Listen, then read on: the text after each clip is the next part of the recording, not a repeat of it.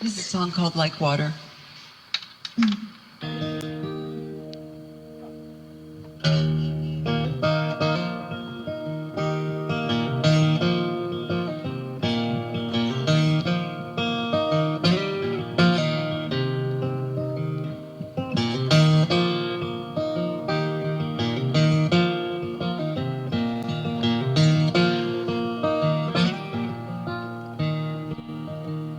Like a mountain stream where the air is thin. I'm going to do before because I had to go.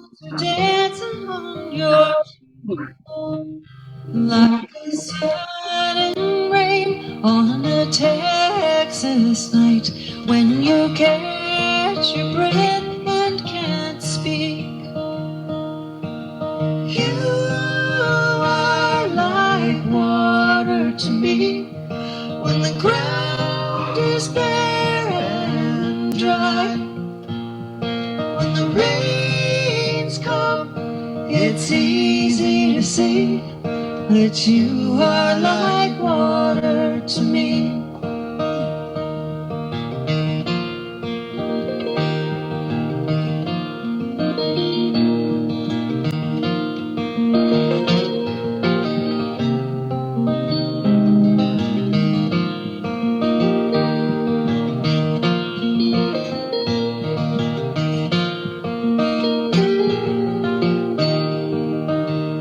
Like the bright headlight on the long freight train in the darkest night all alone. Like some battered ship on a turbulent sea when that far-off lighthouse shone. You are like sunlight to me when the darkness comes by and by. When dawn breaks, it's easy to see that you are like water to me. Like skating on a frozen stream, like dancing wild and free. Like every song, it's easy to sing. You are like water to me.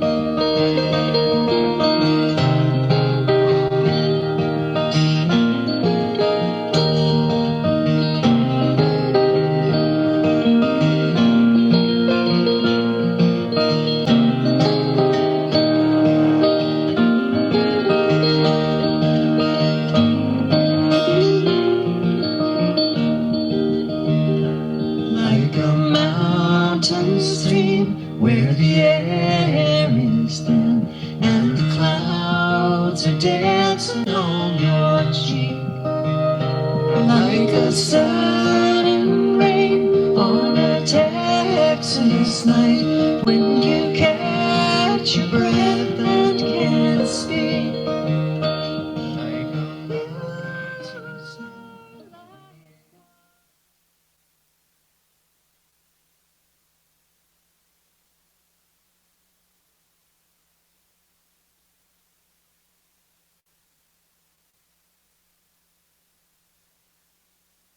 You say your heart's been turned to stone. You say you wanna be left alone. You say love only made you weep and moan. Let me tell you something that you know in your bones. Love is the water that wears down the rock. Love is the water that wears down the rock. Love is the power that won't be stopped. Love is the water that wears down the rock. You say your soul's like a dry riverbed. Stop waiting for the water long ago. You said you better pray all night for the rain instead. Life comes like a tidal wave over your head. Love is the water that wears down the rock. Love is the water that wears down the rock. Love is the power that won't be stopped.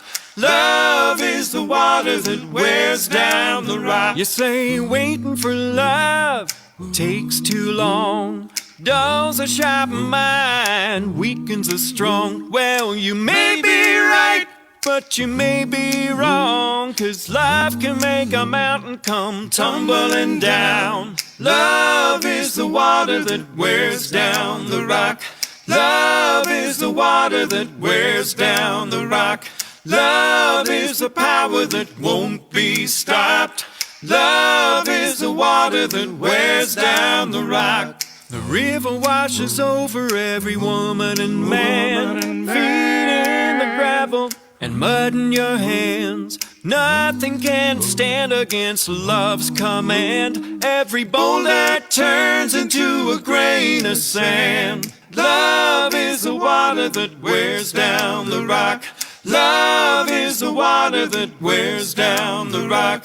Love is the power that won't be stopped. Love is the water that wears down the rock. Love is the water that wears down the rock. Love is the water that wears down the rock. Love is the power that won't be stopped.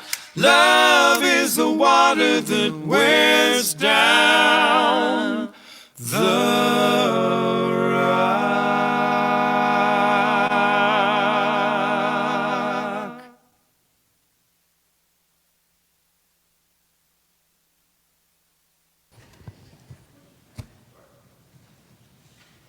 rock. It's great to see everybody. Happy holiday weekend, labor on. Welcome to All Souls on a holiday weekend Sunday. We are together because of a covenant, not a creed. We don't have to think alike to love alike. The covenant that we make with each other is about how we're going to treat one another and try to live in the world. What we want to do is treat people respectfully who have differing paths and opinions and try to grow more understanding and compassion in this world.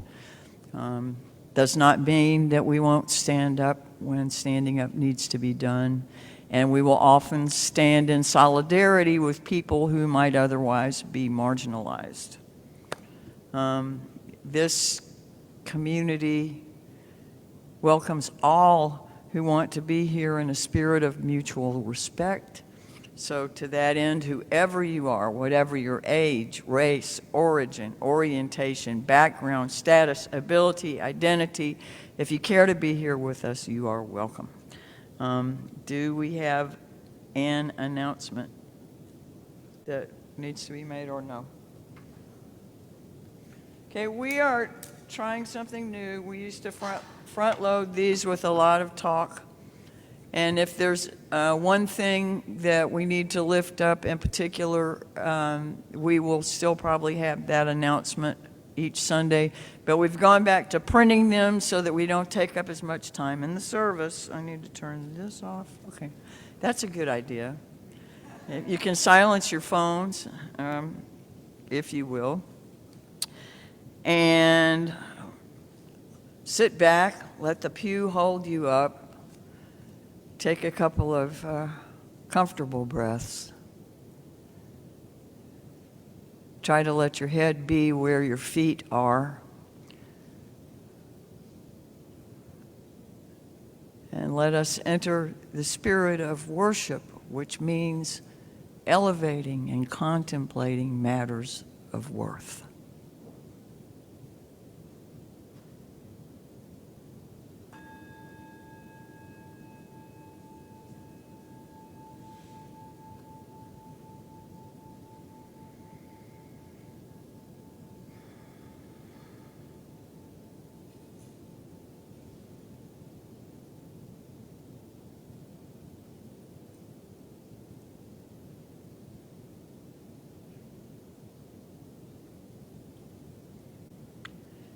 As we will recite once more in just a few moments, we're here called by love to live by and for love. Not some weak or sentimental love. It's not easy all the time to find love at the center. There is not a set of easy instructions, no numbered 1 through 7 or 8 to tell you how to do that. It is not always easy to find love at the center. Today in Covenant, we celebrate our living tradition, which invites us to take deep breaths of fresh air into the newness of every day so our minds, hearts, and spirits will be continually nourished. It is not always easy to find love at the center.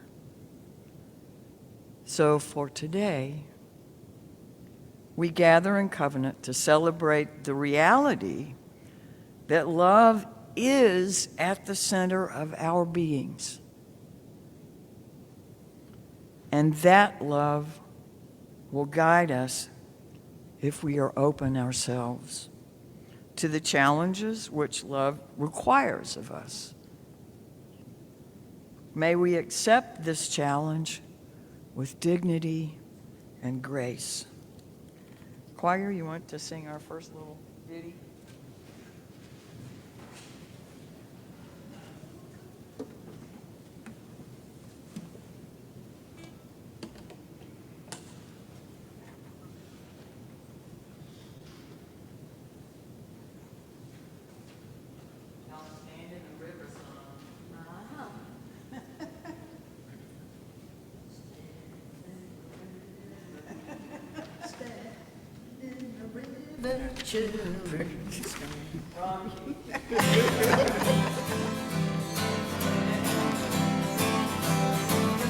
This river won't fit in the main stream. It's bigger than any life we've ever known. This river won't fit in the limits of human dreams. But from every act of love, its water flows. Gonna let my thinking settle toward my heart.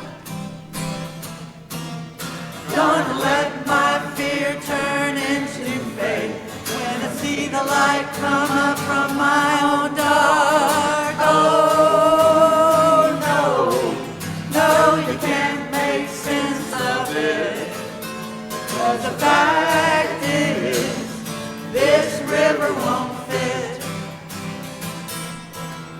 Gonna let my thinking settle toward my heart. Gonna let my fear turn into faith when I see the light come up from my own dark. Oh no, no, you can't make sense of it. 'Cause the fact is, this river won't fit in the mainstream. It's bigger than any life you've ever known. This river won't fit in the limits of human dreams. But from every act of love, its water flows. But from every act of love, its water flows.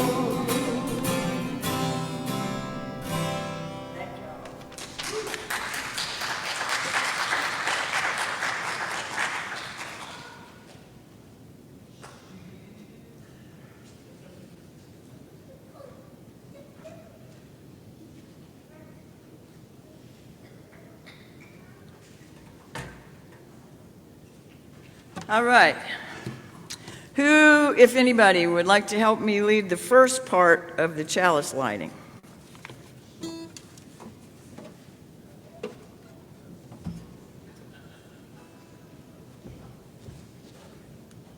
Anybody? Thank you, Jack. Okay. We light This chalice to celebrate Unitarian Universalism. This is the church of the open mind. This is the church of the helping hands. This is the church of the loving heart.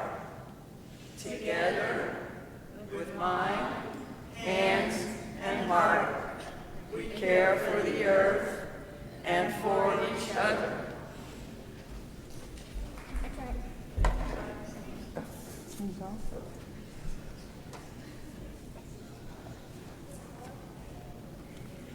Thank you, Jackson. Good job. In recognition of Labor Day, we light this flame to honor all work, including the work of our own hands and backs. We light this chalice in gratitude for all the labors that support our world. Think about it.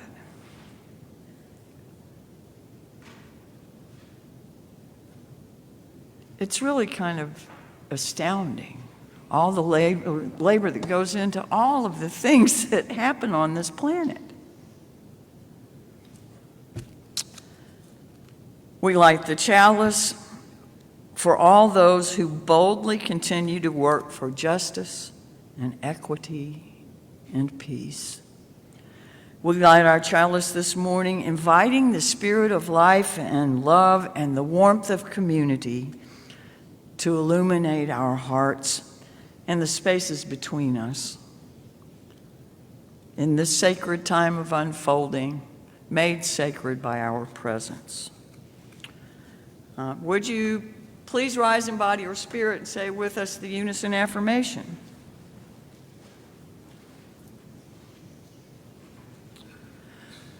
Love is the doctrine of this church. The quest for truth is its sacrament, and service is its prayer.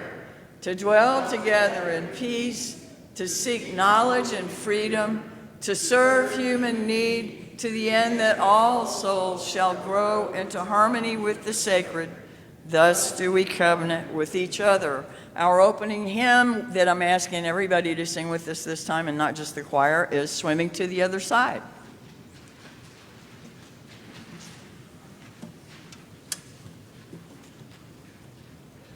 The words are on the screen too. Kind of helps us to sing out when we look up instead of down. Just so you know. Ooh.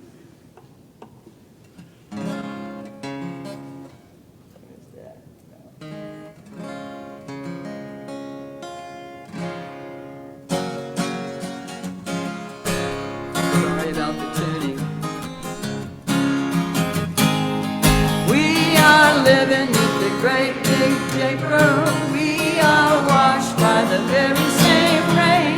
We are swimming in the stream together, some in power and some in pain. We can worship this ground we walk on, cherishing the beings that we live beside. Loving spirits will live forever. We're all swimming to the other side. I am alone and I'm searching, hungering for answers in my time. I am balanced in the breed of wisdom. I'm impatient to receive a sign. I look from the places who's open. Imperfection be my crime. In humility I will listen. We're all swimming to the other side. We are living in the great big dipper. We are washed by the very same rain.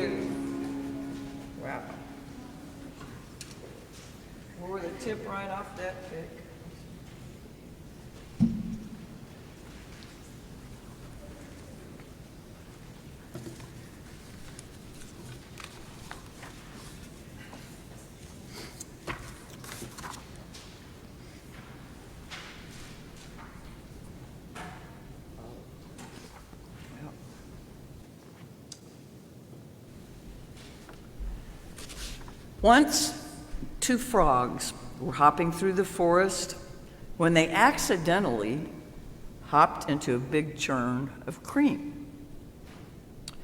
The sides of the churn were so slick and slippery, there was no place to hold on to, so the frogs had to swim in circles just to stay afloat. After a long time, one frog said, "There is no hope. We're doomed to drown in this churn." The older frog said, "Don't lose hope. Life is a circle. There are bad times, and there are good times. One must endure the winter to see the spring." The young frog was not so sure, and he said, "You're wrong. We're going to die, I tell you." And the older frog said, "We must keep hope alive, for if hope dies, we too will die. But if we keep hope alive, we will live to see another sunrise." But the younger frog was already starting to lose hope, and he began to sink down into the creamy liquid. "Keep hope alive, keep hope alive," cried the older one. Then the younger one started repeating slowly at first, "Keep hope alive, keep hope alive." The more they repeated the words, the stronger they felt. And the more strength they had, the better they could swim in circles. As they swam and swam around and around in circles, an amazing thing happened. They realized they weren't sinking anymore. The cream had turned to butter. The two frogs were able to hop off the butter and out of the churn. They landed on the ground just in time to see a beautiful sunrise. The older frog said to the younger one, "Remember, my son, life is a circle. Despair may last a night, but joy comes in the morning."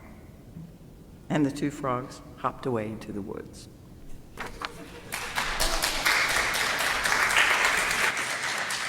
You want to help sing your kids out, please?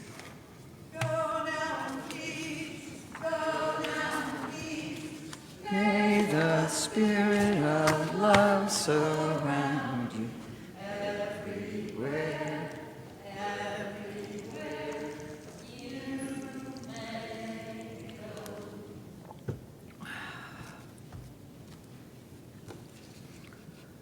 go. It's a happy talent to know how to play. That's a quote from Ralph Waldo Emerson. This story is from Teresa Honey Youngblood. One glorious spring day, I was on a field trip with a group of middle school youth venturing a short way down the Florida National Scenic Trail. We were aiming for a small swimming hole about a mile in on a new section of the trail. But about halfway there, we heard and then saw an arresting sight up ahead. Two large eastern diamondback rattlesnakes who, upon hearing us come around the bend, had coiled their considerable bulk and were making a bone-chilling sound with their impressive tails. Their heads were held aloft, half a foot off the ground. We felt awed and chastened to have encountered them. Still, after waiting in vain for 10 minutes for them to move on, we turned around and went back the way we came, intending to find an alternative route to the spring. But the alternative path we chose was through a section of grass that, while free of venomous serpents, was full of very large, very sharp sand spurs, a fact that we had somehow missed until our whole group was quite a ways into them. We could see the main path to the swimming hole ahead, but we had to pick our way through the spurs to get to it. The other choice, of course, the path behind us, was the one with the rattlesnakes. In the midst of our homegrown Scylla and Charybdis, what do you think the youth did? They started playing. A few of the more athletic youth sprinted ahead and then cheered the rest of us on as they picked the spurs from their socks and skin. As one of them made her way out of the pokey grass, she joyfully tossed her tennis shoes back to a classmate, moving a bit more slowly because she was wearing flip-flops. A few even held hands in a vertical line and danced their way through, so the one in front saved the ones behind her from the burrs. Neurochemically, panic and euphoria are kissing cousins. And it seems that it is possible sometimes to stand panic on its head. Blessed are the magic makers, often our children and youth, and some lucky adults who retain the charm of playfulness, who can transmute one to the other in the most unexpected ways, in the most needed moments. In a book, I'm interjecting something here. This is Becoming Wise from Krista Tippett. She was one of the Ware lecture speakers at our General Assembly one year and has had a great radio program. But Krista Tippett says in her book, Becoming Wise, introduction, I have yet to meet a wise person who doesn't know how to find some joy even in the midst of what is hard, and to smile and laugh easily, including at oneself. A sense of humor is high on my list of virtues, in interplay with humility and compassion and a capacity to change when that's the right thing to do.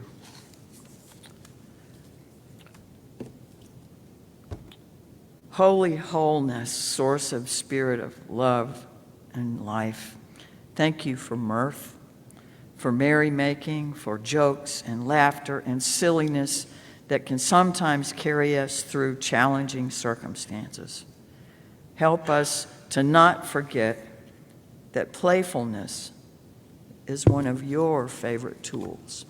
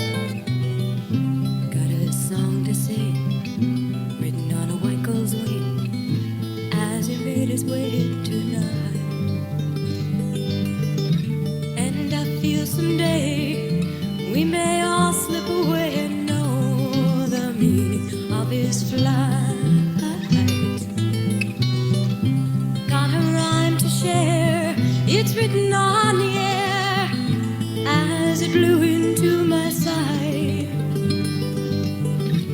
and I know it's true, though my days may be few, we can all fly into light.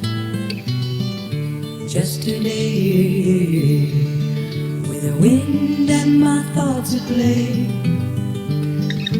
I had some sense of flight. This day is done. The wind and I were very young as we made our way into night.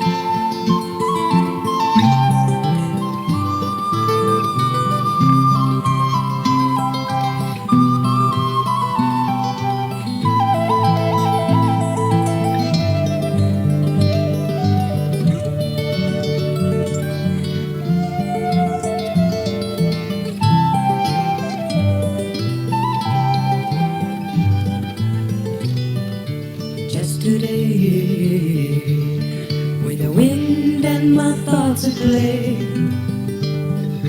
I had some sense of flight.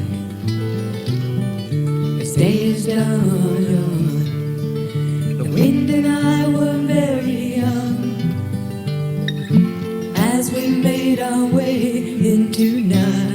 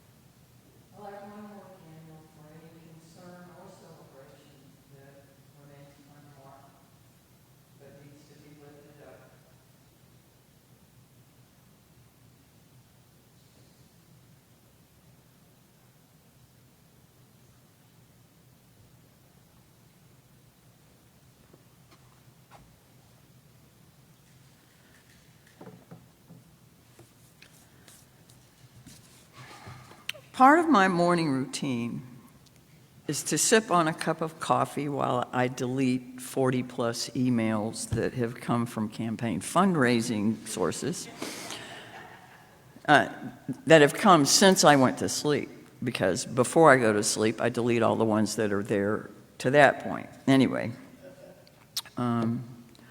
I sit on the couch with my phone, reading some daily meditations, looking at the weather forecast, checking the headlines before I go out to walk the dog. Tuesday morning, I was greeted by a Shreveport Times headline that the Louisiana legislature has successfully passed legislation to ban critical race theory in our schools. I've not yet read the bill, so I don't have the particulars, but first thing I felt was anger. Then I immediately dropped into what do we do about this? Kind of a spin. Then my thought about efforts to ban books and the mandate to post a specific most recognizable 10 of the 613 commandments in the Hebrew Testament, aka the Old Testament. Then I thought, do I expect anything else from a conservative supermajority in the state of Louisiana?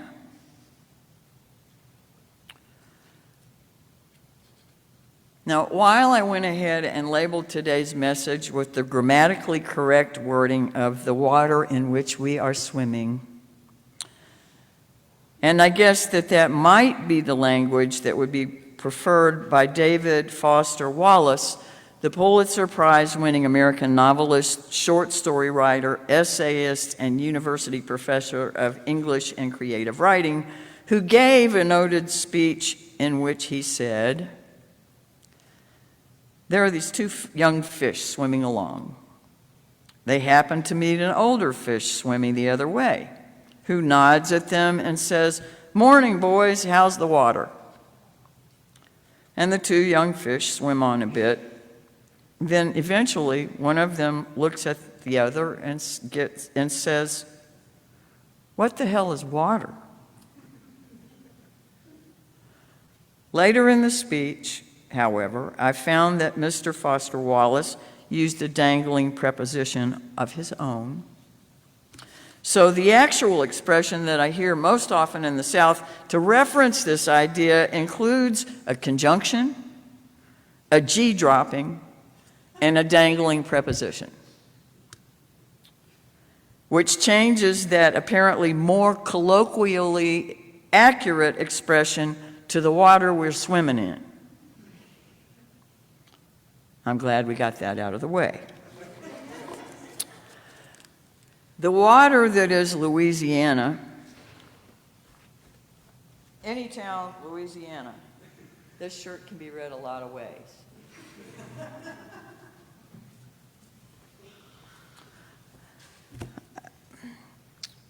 So, the water that is Louisiana runs through the facts that Northwest Louisiana was the first place in the American South to secede from the Union. Northwest Louisiana. First place to secede from the Union. And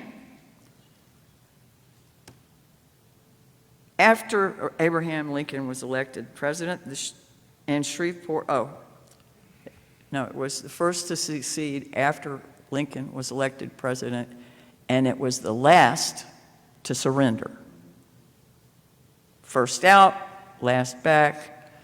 Don't know that they ever, well, okay.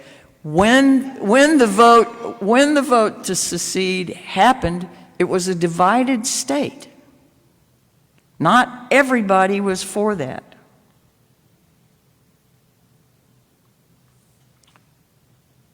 It was divided enough that the vote showed that it was a divided vote.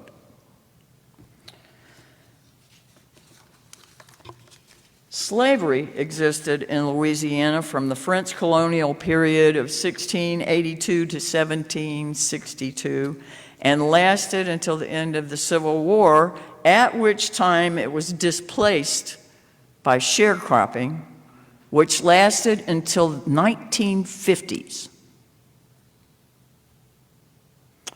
It kept wealth concentrated in a lot of white families. It kept people from accumulating wealth or advancing financially.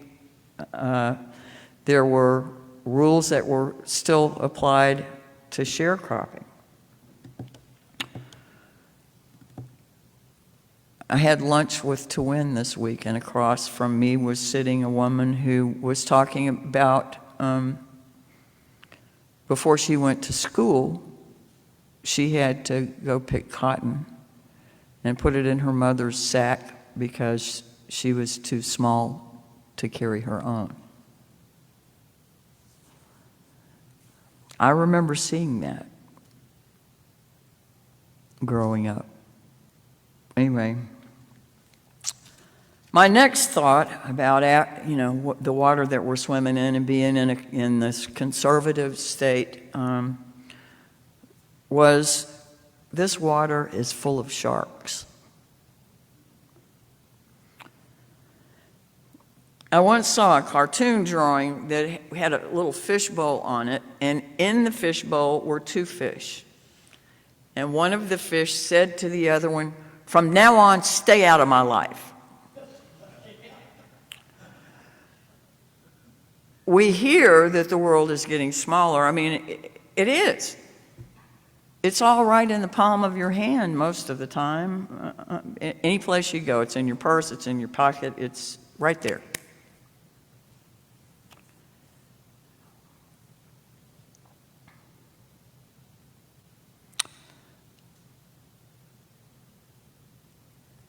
We have choices, most of us, or some of us actually, but I'm hearing more and more of people moving away from here out of fear, genuine fear for their safety, not simply from preference or from having reached a breaking point with all of the backward things that can happen here.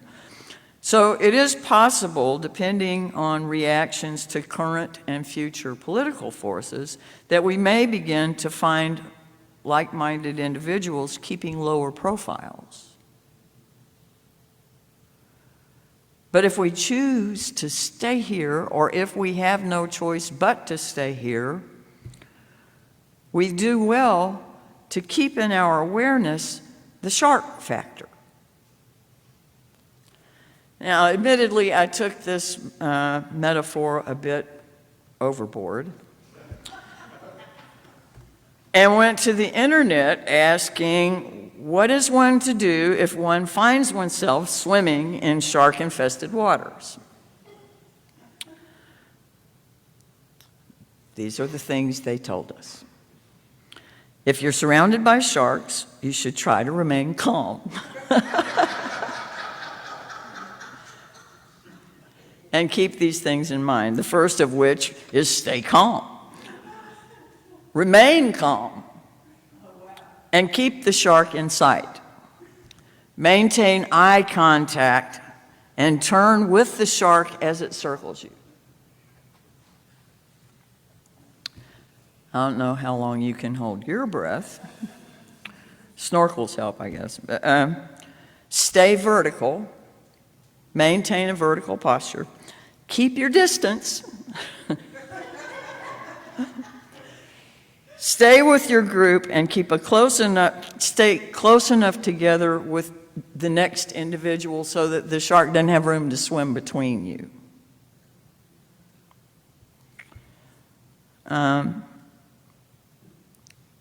Reduce your noise.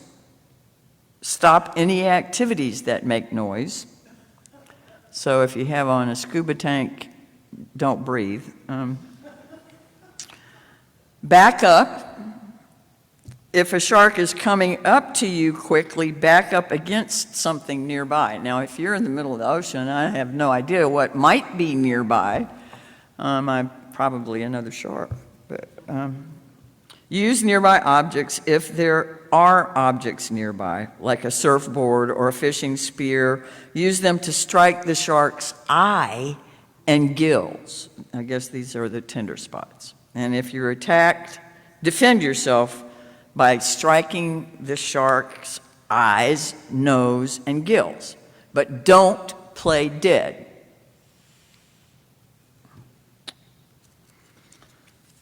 To reduce the odds of shark attacks, stay in your groups, avoid swimming at night or twilight, don't go in waters where there's sewage.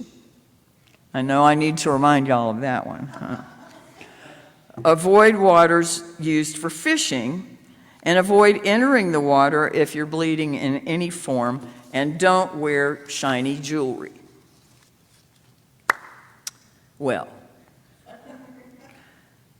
we're not going to be still. We are not going to stop making noise. We are not likely to stop accessorizing our attire. And I don't know that we are any good at backing up. We may sometimes take a step back for lots of good reasons, one of which is to consider things from a different perspective. But that does not mean backing down. We will reason with and break bread with those who are capable of civil exchange and collaboration, or even maybe compromise sometimes when it's appropriate. There will no doubt still be many who will not be wanting to engage in civil exchange and collaboration and compromise. So working in groups is smart, effective, safer, and definitely worthwhile. There's a great deal that we can do, and a few little ideas that I've had since Tuesday are the Pledge to Vote campaign that's going to be coming up in just the next couple of weeks. Our congregation is part of that. It's an interfaith effort, and we're going to ask you to help us spread it out because it increases voter turnout by 54%. Something little we can do. Anyway, provide space here for people to come teach about the things that they're not allowed to teach in school. And I've also thought it's good for us to go to the Whitney plantation so we get a little background ourselves, so we can help get that information out, and then maybe sponsor some trips down there until critical race theory is not banned.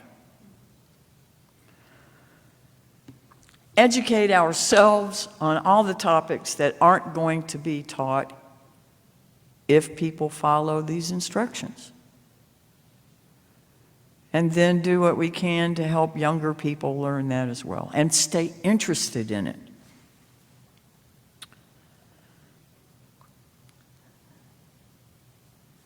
If we're attacked by the snakes or the briars or the sharks or hawks, we'll defend all of what we hold important and dear. Freedom, personal autonomy, equity, compassion, by striking the vulnerabilities of the attackers. I'm going to ask the choir to come up here and sing a song for you before I ask you to sing our closing hymn. I'm going to try to get this in tune.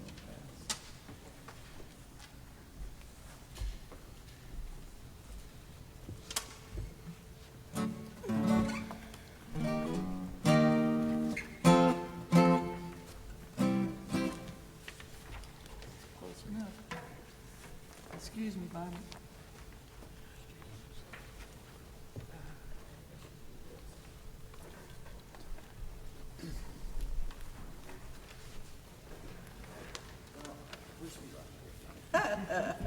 Can I stand here?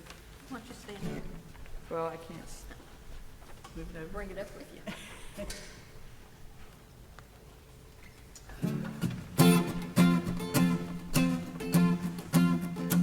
I will stand with you. Will you stand with me? We will be the change that we hope to see. In the name of love, in the name of peace. Will you stand with me? When injustice raises up its fist, fights to stop us in our tracks, we will rise, and as one resists, no fear nor sorrow can turn us back. I will stand with you. Will you stand with me? We will be the change that we hope to see. In the name of love, in the name of peace. Will you stand with me?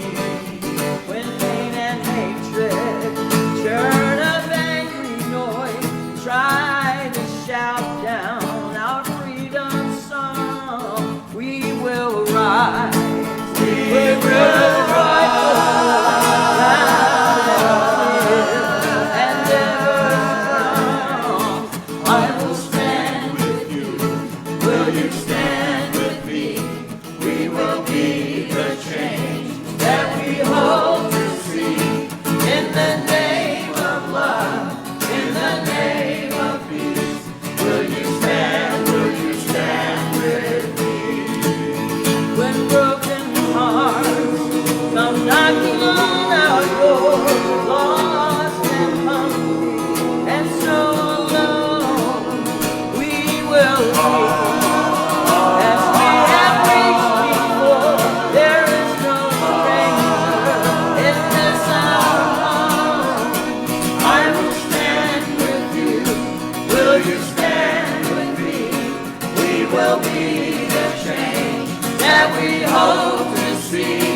In the name of love, in the name of peace. Will you stand with me?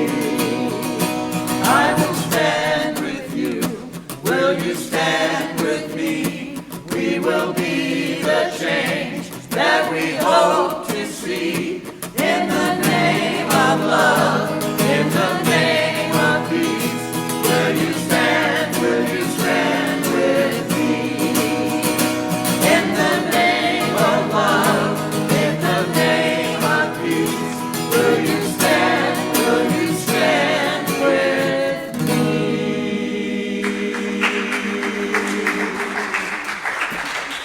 Thank you.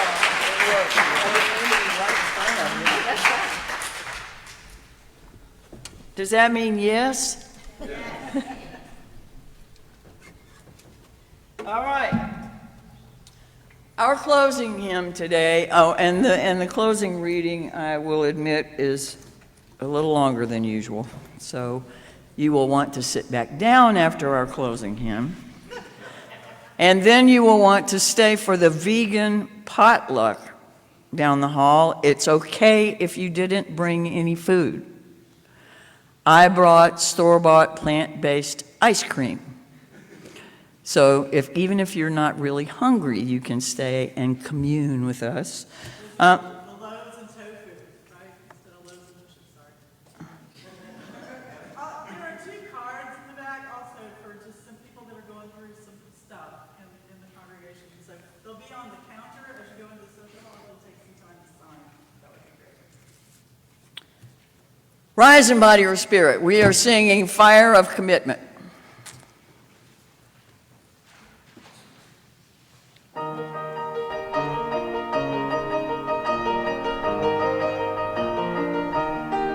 From the light of days remembered, burns a beacon bright and clear, guiding hands and hearts and spirits into faith set free from fear. When the fire of commitment sets our minds and souls ablaze, when our hunger and our passion beat to call us on our way, when we live with deep assurance,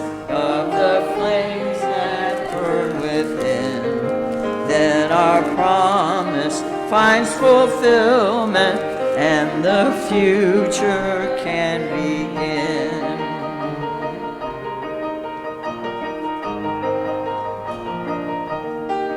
From the stories of our living rings a song both brave and free, calling pilgrims still to witness to the life of liberty. Midnight rents our hearts and souls ablaze when our hunger meets our mission, meet to call us on our way. When we live with deep assurance of the flame that burns within, then our promise finds fulfillment and our future can begin.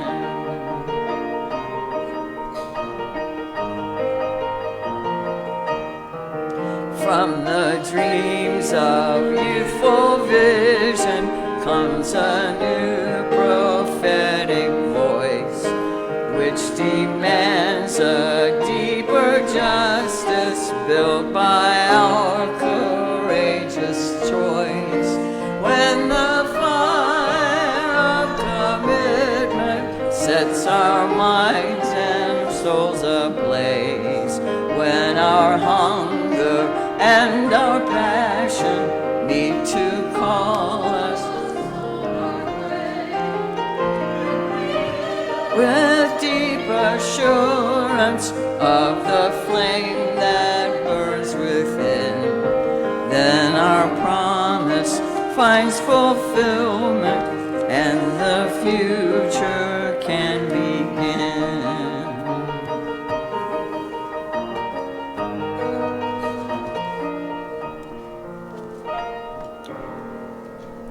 Progressive jazz. Please be seated. We're swimming in the stream together, some in power and some in pain, but we're all swimming to the other side. A story from Karen G. Johnston. Here I am again, stopped at a traffic light, a sea of cars surrounding me, a handful of vehicles ahead of me, stationed on the median strip, someone visibly in need, likely unhoused, walks the line of momentarily stopped cars, cardboard sign in hand, asking for money. I find myself praying, not for their well-being, not for solutions to our broken housing system. Instead, I perversely pray that the light will change before they arrive at my rolled-up window. Perhaps you follow the dictum of the 19th century Walt Whitman, give alms to everyone who asks. And this frees you to know you have done your part.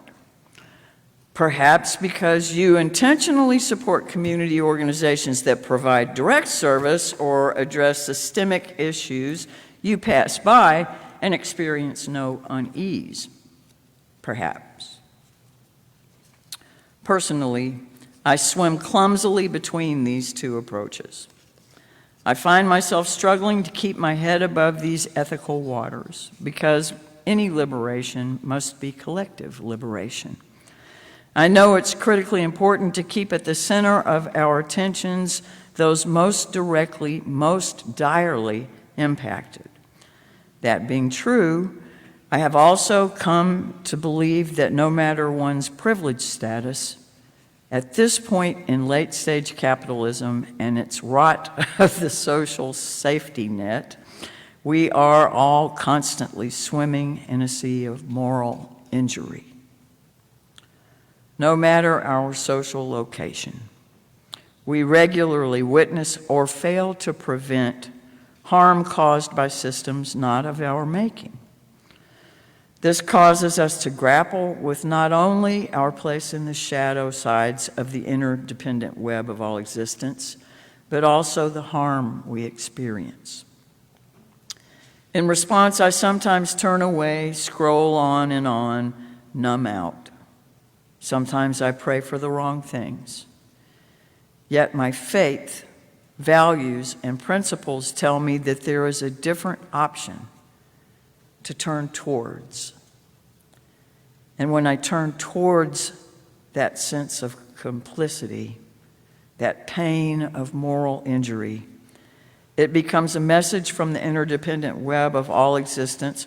Harm of one is harm of all. When I can pause and sing,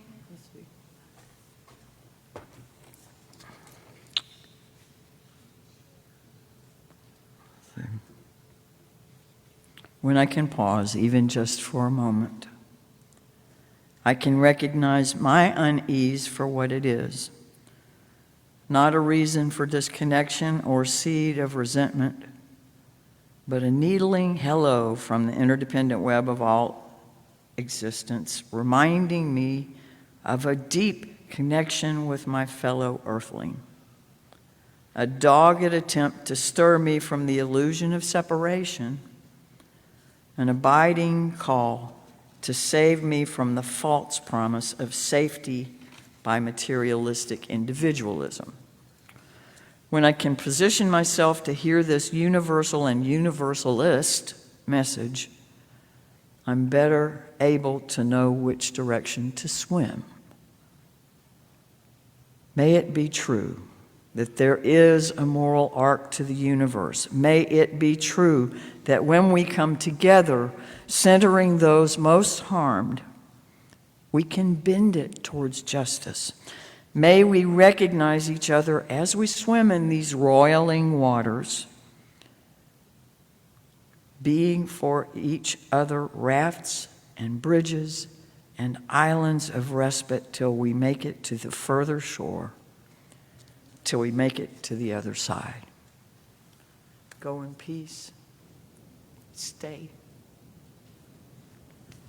And if you can't, come back.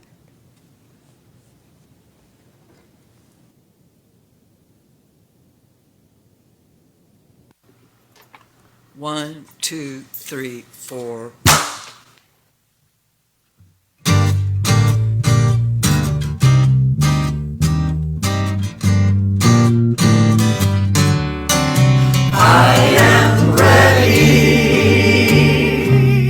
To face the